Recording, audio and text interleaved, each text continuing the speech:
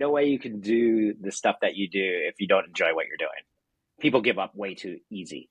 And you see it with a lot of, well, there's a bunch of accelerators out there that grab people that don't know what they're doing and they give them some money and funding. And, the first couple downfalls they have, they just give up. We want to get the right people in the company, figure out where we're going, what we need to do, how we're going to do it. And then from there, it's an evolution. So how do you understand who you need? First, you need to start with why. Like, where are we going? I like to explain that as like the North Star. Like, that's our guiding light. What's success look like by the end of the year? So COVID hit, they went flat. And they just couldn't get out of this flat period. And in order to raise your next round or to exit, you always got to be scaling, right? So they were stuck. And they just weren't sure what to do. They weren't sure about their vision anymore. So when I came in trying to figure out what they needed to do to actually get this going up again, if a sales team's struggling to make sales, trying to put that in triage and define what's the core issue, right? So is the core issue that we don't know our ideal customer? Is the core issue that we don't have the right salespeople? Is the issue that we don't have a sales process? A lot of teams get into that trap talking about something over and over again, not solving it. Jeff, welcome to the Builders and Funners Show. Thank you for having me. Excited to talk. Absolutely. I want to start with a little bit about your story. You've kind of, in your LinkedIn bio, you talk about how you've always been, fascinated by people who create their own paths in life, and you spend a great deal of your life documenting those people and helping them and advising them. Tell me, how'd you get here today? What's your story? Okay. Well, my story from the very beginning for me, I learned very quickly that I was super interested in business. So growing up, I was an entrepreneurial family. Both sides of my family growing up were entrepreneurial. And to me, I was always just fascinated. And then in school, in college, I started a handful of businesses, one of which I would say was a real business that we hyperscaled. And then I exited it right before I graduated. And so that was like my first experience. We were in the construction industry, doing services between construction projects and primarily residential construction and remodeling. And so scaled that business very quickly, kind of used what at the time was called like the Domino's pizza, operating kind of mentality. And that's get young skilled workers, skill them up into these jobs and have access to people that have really flexible work schedules. From that, we sold. I wanted to get into tech. And at the time, it was the .com boom before the bust. And I played a variety of roles, CEO, founder, and variety of roles in venture-backed companies back then, and saw a lot of things happen, and saw my first downturn when it was 2000, which was a big downturn in the market. And then from there, I went on to start Collective Genius, and that's what we do today. So we build high-performing teams for venture-backed companies, primarily venture-backed. Interesting. Before we get into kind of building a team, etc., I also want to talk about your show, Tech Scenes. You're an executive producer. You've done quite a few episodes. Content seems to, we just had Nick Terrios on our last episode. He's kind of got a podcast around the tech Canadian space, and something he was saying is every company is a media company, basically, and content and going directly to your audience is really important. You can't always just rely on certain channels. And so content's been a big part of it. Podcasting is a big part of it. Producing shows like yours, that's a big part of it. What would you say are some lessons you've learned from the process of creating content, branding? You've written a book as well, Peak Teams. We'll get into that. But what are some lessons you've learned throughout that process? Yeah. Well, number one, creating media and creating content isn't for everybody. It's like anything. You have to have a passion for it. So I'm sure because you're creating it. But it's not just the time that you're on camera that you're doing the work. Most of the work is figuring out your format, figuring out your questions, figuring out how you're going to, show this show, and then editing it. And then how do you want that to look? And then what platforms are you going to put it on and how you're going to put it on? Like, there's a lot of thinking. And so like anything, if you do it right up front, which most people would call pre-production, that's so much of the work is pre-production, thinking about your format, your audience, questions, how it's going to be viewed, And then it's an iteration and dialing that in until you really get to where you want to be. I think Ira Glass had this amazing video online. It talks about like most creators can see where they want to go. You can't create that right away. So it's a journey that you're on from day one. And if you're not okay with, putting out some bad content or bad product right away, you're never going to realize and see that vision that you want to do. So for me, it's been that iteration. I've had a variety of shows in a variety of formats, trying to learn the right formats that work for me and work for the audience. And, but it's a long journey to get to where you want to go. So if you don't enjoy doing that work, right, you're not going to keep doing it. It's not going to be enjoyable. It's not going to be fun. But if it's fun getting those interviews and figuring out that format and figuring out how to edit until you can afford someone to edit for you, if you don't enjoy all that stuff or willing to do all that stuff, it's just going to be really hard. So there has to be some love to it, I think. Do you notice that about most things in life, like about building any kind of startup, where you kind of need that deep passion, like deep obsession? Do you notice about a lot of the startups or like founders you've mentored and work with? So that's a softball. He just threw me a softball. Of course, right? Like no way you can do the stuff that you do if you don't enjoy what you're doing. People give up way too easy, and you see it with a lot of. There's a bunch of accelerators out there that grab people that don't know what they're doing, and they give them some money and funding, and the first couple downfalls they have, they just give up. Right? Like if you talk to this pre-seed community, it's one of their biggest frustrations is some of these founders just giving up right away. And so I think you have to understand if you're in this for the long haul and if you're willing to really, put yourself out there and take risks and continue to take risks. It's not just jumping off that first day to try to do something. It's every day that you're in that mindset, and you have to have that willingness to do that.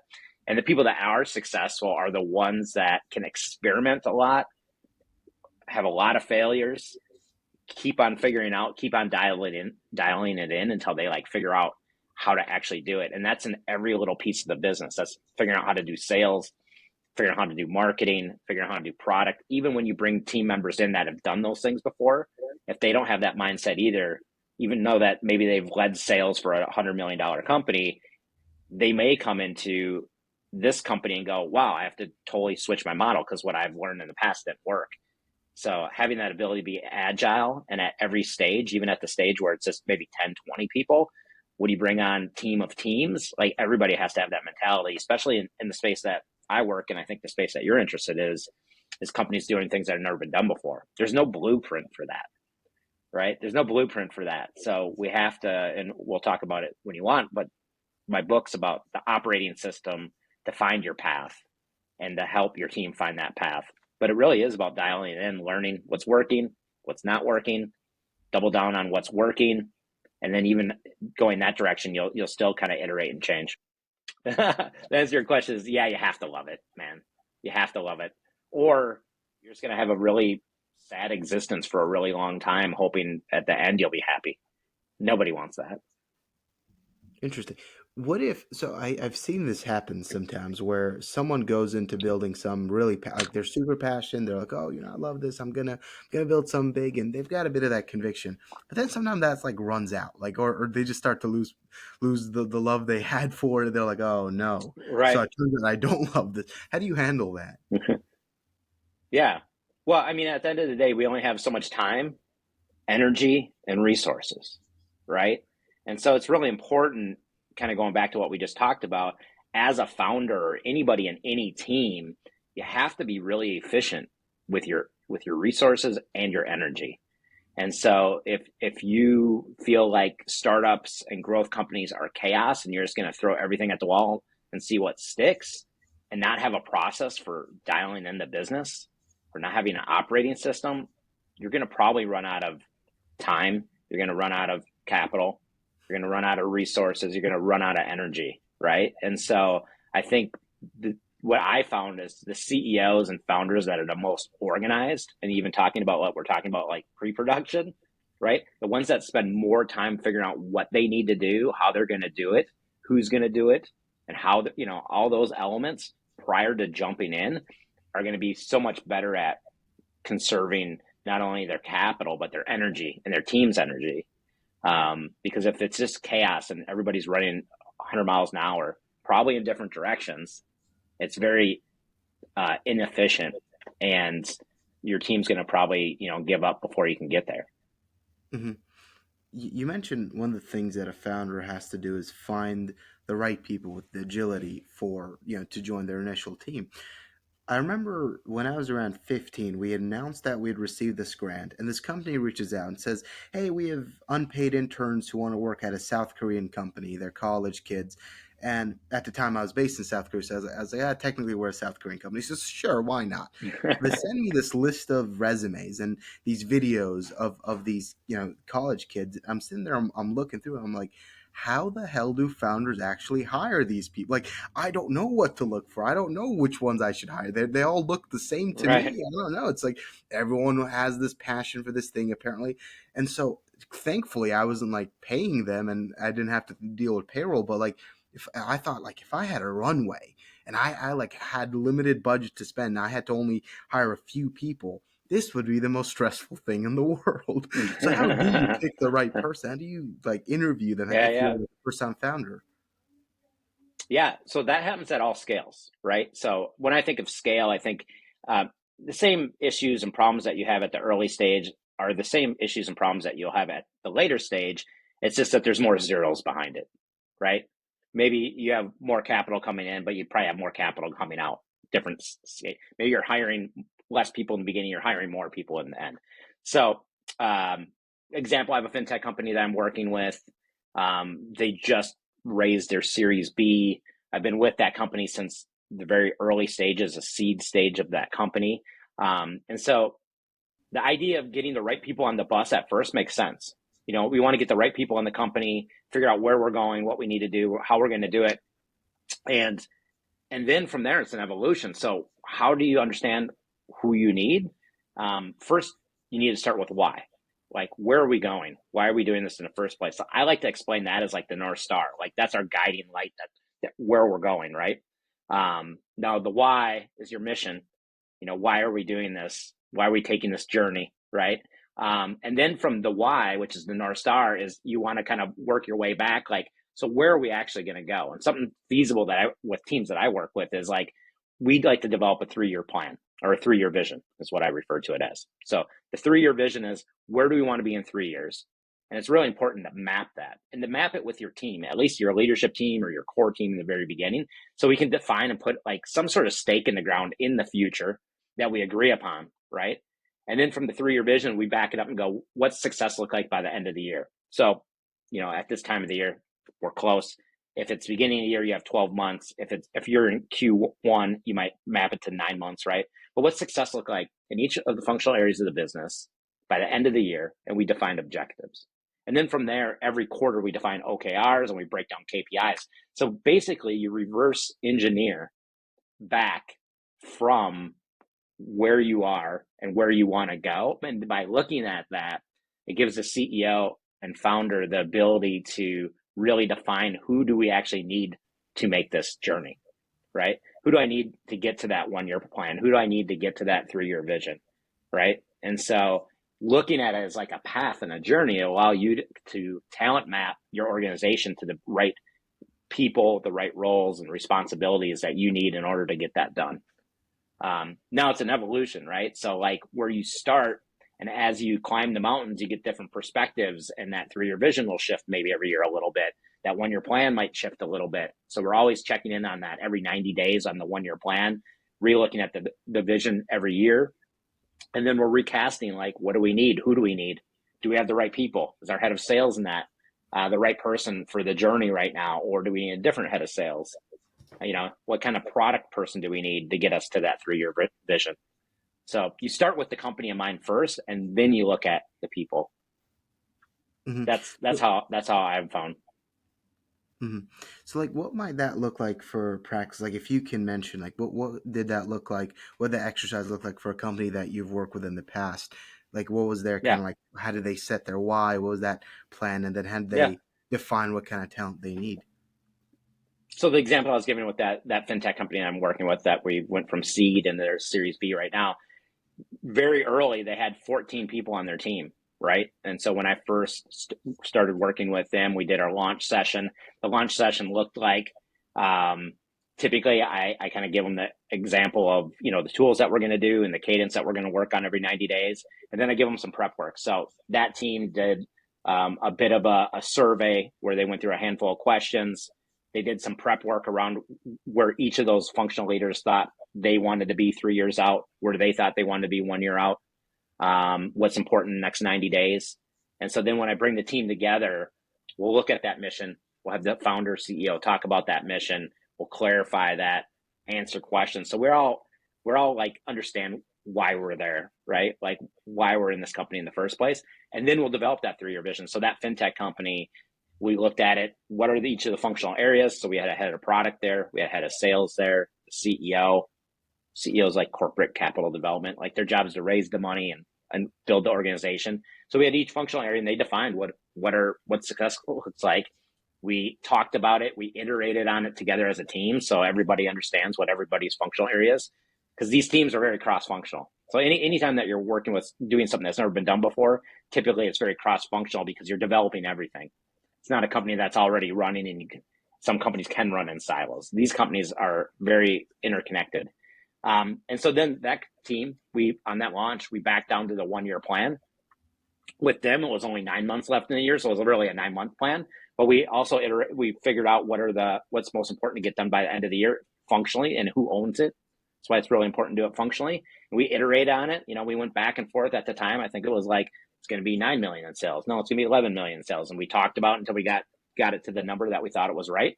And then we developed OKRs. And OKRs are really a framework of building capabilities in the companies to meet those objectives, right? So OKRs help you define what we're going to do to actually achieve those objectives when you're out 3 years out.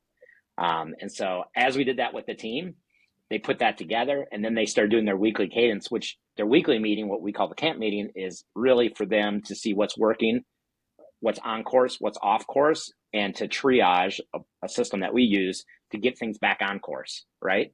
So it wasn't a meeting just to give everybody updates what everybody's doing, because everybody knows what they're doing once you build a plan like this, right? And you can think of this business plan as like a living, breathing plan versus like you build a business plan and execute on it. It doesn't work that way in these fast companies, right? So you need an operating system, which is a living, breathing business plan. So this team pulled all that together, and then they met on it every single week and did iterations, came back to next quarter. Now we're at mid-year. We review that 1-year plan, dial that in, build our 90-day OKRs for the next 90 days, and then they hit the ground running. So they've been doing that cadence for a few years, and that's kind of what got them to the Series B. Mm-hmm. Let's say you know the kind of talent you need. You've made the map. You know where you want to be. You know all the things you mentioned. How do you then go about attracting and finding that talent? Well, the beautiful thing, once you map this out with the operating system, right, is that when you're talking to people, now you develop a scorecard. So when you recruit, you want to develop a scorecard. What are all the things that this person needs to do? What should they look like? What kind of experience should they have? What's our culture? Because that matters. We want to make sure they connect with the culture. You create a real clean scorecard of what this role is and who you think should be in it, right? So that's number one. And then once you create that scorecard, you create some marketing copy, you put it out, on job boards and everything you want to do. Ideally, you should be working with someone internal in the company, even if it's the founder in the beginning, or a recruiter that's actually going to go out to the market and look at the market. So I have a healthcare company right now that's looking for a head of product. They developed a scorecard. Now, since they're a healthcare company, they're looking who are product people within healthcare that are from Series A to Series C or exit. They've been there, done it before. So you want to look at the industry, the role, product, right? So healthcare, product, scale size. Where have we scaled? This person scaled multiple times. We want someone that's been in this position before and has done it, right? And then the last thing is geography. Where does this person live? I mean, so this company, nice, they're US based and they can be remote. So it makes it a little bit easier. But you define that scorecard and then you reach out. So you market map the talent in the industry. You want to identify all the people that hit those quadrants, identify their information. Hopefully, you know some of them. You can contact them. They're easy. And then you want to reach out and talk to as many people possible. So then you're talking to as many people as possible to help you make sure that you're making the right decision on the right person. Now, not everybody's going to love your company or be interested or answer the phone or answer their email. But now you have a good demographic of people that you talk to, and hopefully you can really identify who are the A players or B players or C players. Once you identify them, you make that offer, they hit all the things on the scorecard and they want the role, all that, then you get them into the organization. Mm-hmm. Interesting. Now, over the years, you've worked with quite a few startups, and a lot of people, when they get into startups, they expect growth to just be linear and just goes up and straight line and everything's amazing. And that's kind of like the average like finance person, how they think about companies, right? They're like, oh, you just started this and you financially map it. But often that's Right. very rarely the case. In the companies that you've worked with or mentored, I'd love to hear about any stories where it starts out messy and like they're the underdogs, and then they eventually make it. What are some startups you've noticed that have kind of gone through that journey? Yeah, I mean, I can talk to one specifically that I have in the book. There's a bunch of stories in the book about these companies, and some had success right away, and some had success that went flat, and some had ups and then downs, and some had just a mess and pulled together. So one of the companies in the book, Amplify, when they brought me in, I believe they had already been in their Series A. They're going to go, but they went flat, right? So they had built a product, wasn't the right product right away, but they were able to turn the corner on that, and then they had a lot of growth, and things were going really well. COVID hit, they went flat, and they just couldn't get out of this flat period. And in order to raise your next round or to exit, you always got to be scaling, right? So they were stuck, and they just weren't sure what to do. They had a lot of different ideas and opinions on what OKRs would work, or who wanted to do what flavor of OKRs in the company, or they weren't sure about their vision anymore. So when I came in, they were little trying to figure out what they needed to do to actually get this going up again. And so we did the same process. We readjusted, we relooked at their mission, we redefined their 3-year vision, we set their 1-year plan. We got everybody clear about where they're going, what they needed to do, and how we're going to do it. And they got them all moving in the right direction. So what that did is unloaded a lot of activity that they were doing that they didn't need to do, right? So they got very capital efficient. And that excess capital that they had, one, extended their runway, but also they could take more of that capital and dump it on the things that they knew were working and that they really wanted to focus on. They started that weekly meeting, which they said was probably the most productive meeting they ever had, because they really started solving problems with triage. They really started to create this momentum and consistency by doing those 90-day meetings and that weekly meeting, which made momentum. And they got ready. They started hitting up again really hard. And so they went out to fundraise for their Series B. In the fundraising process, they got acquired. So it was really about creating focus to create that momentum, and that cadence created that momentum that got them moving up again, because they were all rowing in the same direction. And the good news for the clients is that when they do this, it allows them to get to that next scaling ability, that next round of scaling, or it will bring them to that exit that they're looking for. Mm-hmm. Absolutely. At Collective Genius, you work with a lot of, I mean, in fact, all of the companies you work with are venture backed. And I think you said some like they've collectively raised over $2 billion in venture funding. What do you think? What do you think about the founders and the startups makes them so successful at fundraising, or why do you think they're able to attract, this many VC funds? Yeah, I actually don't know the number anymore. So I think we lost track of how much they've raised and how much they exited, but it's in the billions on both sides. And I think really it's about really getting your stuff together. I mean, I think at the end of the day, like the most organized CEOs are the ones that can raise capital. The ones that are most organized are the ones that are really efficient with where they're going to invest their money, and how to test things, and they attract talent that thinks the same way. So I think, if you can be very organized and efficient, you're going to be very successful as a CEO founder. And I think that's part of the reason why these teams are so successful in raising capital, but not only raising the capital, returning that capital back to the investors. Because I think the most important thing here is that scaling is great, but scaling in an efficient way allows you to keep more equity in your pocket and in your investor's pocket. What does an organized CEO with everything together look like? Yeah. So I think, when you want to talk specifically about the fundraise, and one of my friends, Jenny Fielding at Everywhere Ventures, she shared this document that went, in our world, kind of viral. I think there's like 100,000 downloads on it. And it was basically just a mapping of who's in your space when you want to fundraise, like who are probably the people that you would think would be the right people to go after based on your industry, the stage, the size of check that you're looking for, mapping those people out, keeping track of those people, working with your network to who knows these people and how can you get connected to these people, and then using that as like a playbook to your capital raise, right? Like instead of like just talking to people randomly or, like trying to put it together, it's actually developing a playbook and keeping track of your conversations and the stages that you're at and mapping to the right people. So specifically in a fundraise, what that looks like is having a process and a system. What's it look like when I talk about operating systems and the teams that I work with? It's bringing your team together in a collaborative way to define, again, that vision, that plan, those KPIs, those OKRs, and then having a cadence and being very consistent, like week over week that we do our weekly meeting and we talk about the most important things and we're iterating and changing on those things.